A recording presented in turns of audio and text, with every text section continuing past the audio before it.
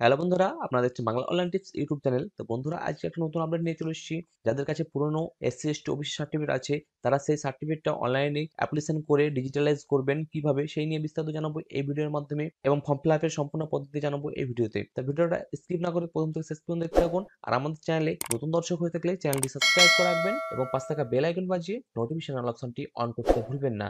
তো আসুন শুরু করি। সবার প্রথমে আপনারা caste certificate wp.gov.in official website open করে নেবেন। এই অফিসিয়াল ওয়েবসাইটের লিঙ্ক আমাদের ডেসক্রিপশন বক্সে পেয়ে যাবেন। সেই লিঙ্কে ক্লিক করে ডাইরেক্ট এই পেজে চলে আসতে পারবেন। তো এই পেজে আসার পর দেখবেন নিচে একটু স্ক্রল ডাউন করবেন। এখানে দেখতে পাচ্ছেন অ্যাপ্লিকেশন। এই অ্যাপ্লিকেশনে যখন আপনারা নতুন এসসি এসটি ওবিসি সার্টিফিকেট তৈরি করতেন, তখন এই apply for SC ST OBC certificate থেকে আপনারা অ্যাপ্লাই করতেন। তাই এখন দেখতে পাচ্ছেন এখানে ব্যাকলগ সার্টিফিকেট। এখানে ব্যাকলগ যে সার্টিফিকেট আছে, এই অপশন আপনারা ক্লিক করতে হবে। ক্লিক করার পর apply for digitalise certificate for SC ST OBC. তা আপনারা কিভাবে সেই পুরোনো সার্টিফিকেটটাকে আপনার ডিজিটালাইজ সার্টিফিকেট করবেন, সেই জন্য এখানে অ্যাপ্লাই করতে হবে। অ্যাপ্লাই ক্লিক করবেন। তো অ্যাপ্লাই ক্লিক করলে আপনার সামনে কিন্তু এরকম একটা ইন্টারফেস চলে আসবে। এখানে দেখতে পাবেন যে government of West Bengal backward class welfare department. তো এখানে দেখতে পাচ্ছেন application form for digitalization of manual caste certificate. যাদের মানে ম্যানুয়াল কাস্ট সার্টিফিকেট আছে, হাতে কলমে লেখা, সেই সার্টিফিকেট গুলো কিন্তু আপনারা অনলাইনে ডিজিটালাইজ করতে পারবেন। তা আপনার কি করতে হবে, আপনার যে ম্যানুয়াল যে সার্টিফিকেট থাকবে, সেই সার্টিফিকেট এখানে দেখতে পাচ্ছেন ম্যানুয়াল সার্টিফিকেট নম্বর। এখানে সার্টিফিকেট নম্বরটা আপনাকে বসিয়ে দিতে হবে। বসিয়ে দেওয়ার পর আপনার যে সার্টিফিকেট যে ইস্যু ডেটটা আছে, সেই ডেটটা কিন্তু এখানে আপনাকে সিলেক্ট করে নিতে হবে।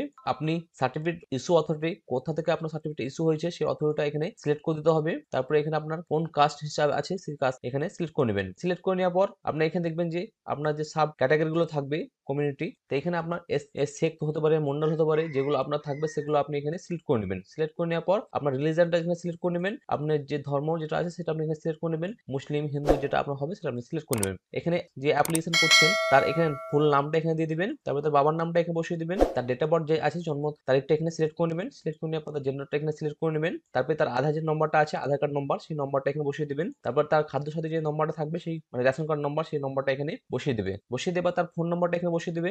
বসিয়ে দেওয়ার পর তার স্টেটটা এখানে সিলেক্ট হয়ে যাবে অলরেডি। এখানে তার ডিস্ট্রিক্টটা সিলেক্ট করে নেবেন আপনারা। তারপরে তার সাব ডিভিশন এখানে চলে আসবে অটোমেটিক। যে সাব ডিভিশন আপনার পড়বে, সেই সাব ডিভিশনটা আপনি এখানে সিলেক্ট করে নেবেন। সিলেক্ট করে নেওয়ার পর আপনার যে এলাকায় যে পুলিশ স্টেশনটা হবে, সেই পুলিশ স্টেশনটা এখানে আপনাকে সিলেক্ট করে নিতে হবে। তারপরে যে আপনার যে পোস্ট অফিস আছে, পোস্ট অফিসে এখানে নামটাও দিয়ে দেবেন। পোস্ট অফিসের নামটা এখানে এন্ট্রি করে দেবেন। এন্ট্রি করে নেওয়ার পর আপনি যদি মিউনিসিপ্যাল এলাকা হয়ে থাকেন, মিউনিসিপ্যাল সিলেক্ট করবেন। আপনি যদি ব্লক এলাকা হয়ে থাকেন, ব্লক সিলেক্ট করবেন। সিলেক্ট করে নেওয়ার পর আপনার সামনে কিন্তু ড্রপ ডাউন লিস্ট চলে আসবে। সেই লিস্ট হিসেবে আপনার ব্লক নাম বা মিউনিসিপ্যালিটির নামটা এখানে সিলেক্ট করে নেবেন। তারপরে আপনার গ্রাম পঞ্চায়েত এবং ওয়ার্ড, আপনি যদি মিউনিসিপ্যালিটি সিলেক্ট করেন তাহলে আপনার ওয়ার্ড চলে আসবে। আপনি যদি ব্লক সিলেক্ট করেন তাহলে আপনার গ্রাম পঞ্চায়েতটা এখানে সিলেক্ট করতে হবে। তারপরে এখানে বলা হয়েছে যে ভিলেজ, পাড়া, হাউস, রোড নম্বর। এখানে আপনার গ্রামের নাম এবং হাউস নম্বর যে কোনো একটা দিতে পারেন। এখানে এখানে আপনি গ্রামের নামটা বসিয়ে দিবেন। তারপরে এখানে আপনার যে পিন নম্বর থাকবে আপনার এরিয়ার, সেই পিন নম্বরটা আপনি এখানে বসিয়ে দিবেন। বসিয়ে দেওয়ার পর তা আপনার হাতে লেখা যে সার্টিফিকেট আছে, সেই পুরোনো সার্টিফিকেটটা এখানে আপলোড করতে হবে। চুজ ফাইলে ক্লিক করবেন। চুজ ফাইলে ক্লিক করার পর আপনারা সেটাকে আপলোড করবেন। সেই আপলোড কপির সাইজ হবে ইন জিপিজি উইথ, মানে 100 কপির নিচে আপনাকে থাকতে হবে। 100 কপির উপরে হলে কিন্তু এই সার্টিফিকেটটা কিন্তু আপলোড হবে না। সে ডিজিটালি সার্টিফিকেট জন্য অ্যাপ্লিকেশন করছে, তার এখানে একটা রিসেন্টলি ফটো লাগবে। ফটো সাইজ হতে হবে 50 কপির নিচে।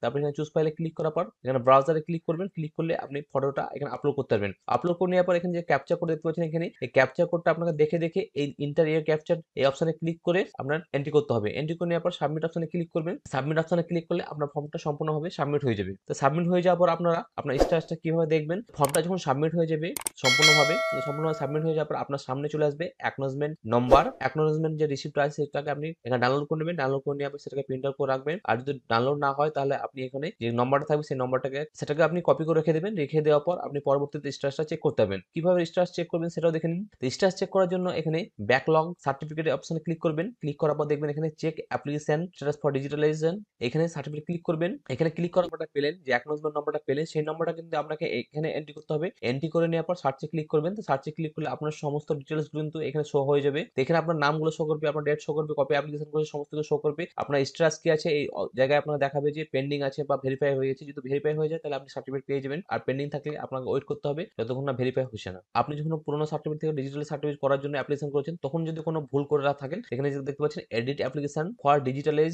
সার্টিফিকেট, এই অপশনে আপনাকে ক্লিক করতে হবে। ক্লিক করে নেওয়ার পর আপনার যে অ্যাপ্লিকেশন নম্বর বা অ্যাকনোলেজমেন্ট নম্বর যেটা পাবেন সেটা এখানে এন্ট্রি করতে হবে। আপনার ডেটা বার্থটা এখানে এন্ট্রি করে নেবেন। এন্ট্রি করে নেওয়ার সার্চে ক্লিক করে সেটাকে আপনি এডিট করতে পারবেন। বন্ধুরা, এই ছিল আজকের একটা ছোট্ট আপডেট। ভিডিওটা যদি ভালো লাগে একটা লাইক করে দিবেন, বন্ধুদের সঙ্গে শেয়ার করে তাদেরকে ইনফরমেশন দিতে চেষ্টা করবেন। পরবর্তী নেক্সট আপডেট পাওয়ার জন্য আমাদের চ্যানেলটি সাবস্ক্রাইব করে রাখবেন এবং পাশে থাকা বেল আইকনটি বাজিয়ে নোটিফিকেশন অল অপশনটি অন করতে ভুলবেন না। তো এরকম নতুন আপডেট পাওয়ার জন্য আমাদের চ্যানেলটিকে অবশ্যই সাবস্ক্রাইব করে রাখবেন। তো দেখা হচ্ছে পরবর্তী নতুন একটা আপডেট নিয়ে। Thank you for watching.